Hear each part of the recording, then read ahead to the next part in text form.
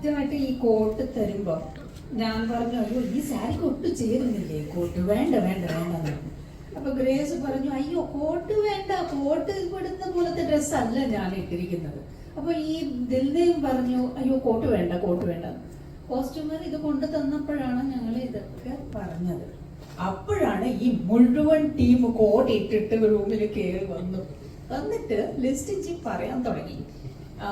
ഇത് നോക്കൂ, നമുക്കൊരു 10 മിനിറ്റ് അങ്ങ് ഒരു പോസ് ആക്കാൻ വേണ്ടിയിട്ട് ഇതൊരു വാർത്തയാവും, ഇതൊരു ഇതാവും, സംഭവമാണ്, ഇട്ട് നോക്കൂ എന്ന് പറഞ്ഞിട്ടാണ് ഒരു 10 മിനിറ്റ് ഇട്ടിട്ട് ഒന്ന് മാറ്റിയാൽ മതി എന്നാണ് പറഞ്ഞത്. പക്ഷേ അവിടെ ഞങ്ങളെ സമ്മതിപ്പിച്ച് ഇത് ഇടാനായിട്ട് നിർബന്ധിച്ചു. പക്ഷെ ഇതുവരെ ഇട്ടുകൊണ്ടിരിക്കുന്നു, ഞങ്ങൾ കംഫർട്ടബിൾ ആയി. സോ ഇങ്ങനെ ഈ സമ്മതിപ്പിക്കാനുള്ള ഒരു കഴിവാണ് ലിസ്റ്റിൻ ജിക്ക് ഉള്ളത്. അതുകൊണ്ടാണ് അവരുടെ പടങ്ങൾ വ്യത്യസ്തമായിരിക്കുന്നു എന്നാണ് ഞാൻ പറഞ്ഞു വന്നത്.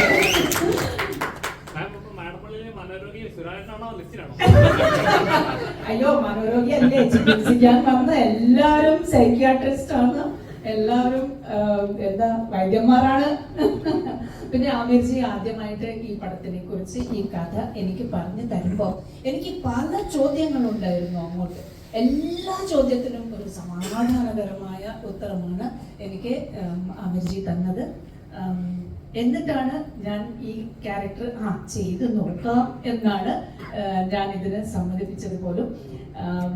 നന്നായിരുന്നു, വെരി നൈസ് എക്സ്പീരിയൻസ്. ഈ ഇഡി കുടുംബം, ഈ കന്നഡയിൽ ഒരു വാർത്തയുണ്ട്, ഇടി എന്ന് പറയുമ്പോൾ അത് മുഴുവൻ എന്നാണ് പറയുന്നത്. അപ്പൊ ഇടി കുടുംബം, മുഴുവൻ കുടുംബം കൊള്ളാം. പിന്നെ ഇതില് ഞങ്ങള് സംസാരിക്കുമ്പോ പറയാറുണ്ട്, എന്റെ കോഫിയിൽ കുറച്ച് എക്സ്ട്രാ ഷുഗർ ഇടണേ, കുറച്ച് എക്സ്ട്രാ പവർഫുൾ ആക്കണേ, എക്സ്ട്രാ കടുപ്പം ഉണ്ടാവണേ എന്നൊക്കെ പറയാറുണ്ട്. അങ്ങനെ ഇത് ഞങ്ങൾ എല്ലാവരും ഇപ്പൊ എക്സ്ട്രാ ഡീസെന്റ് ആയി. പിന്നെ ഈ സിറ്റിയിൽ കയറി വരുമ്പോ തന്നെ ജംബോ എക്സ്ട്രാ സ്പെഷ്യൽ പോസ്റ്റേഴ്സ് ഉണ്ടായിരുന്നു.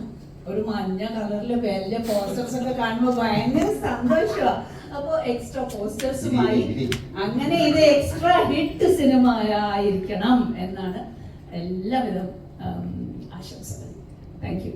അപ്പൊ നമുക്ക് ദിൽനയുണ്ട്. ഞാൻ ഇതില് സുരാജ് ചേട്ടന്റെ ഗേൾ ഫ്രണ്ട് ആയിട്ടാണ്. അപ്പോൾ സുരാജ് ചേട്ടന്റെ എക്സ്ട്രാ ഡീസന്റ് മുഖം മാത്രം കാണാൻ ഭാഗ്യമുള്ള ഒരു ഗേൾ ഫ്രണ്ട് ആയിട്ടാണ് സിനിമയിലുള്ളത്. ബാക്കി സിനിമ കാണുമ്പോൾ മനസ്സിലാവും. എനിക്ക് ഒരു കാര്യം കൂടി പറയാനുണ്ട്.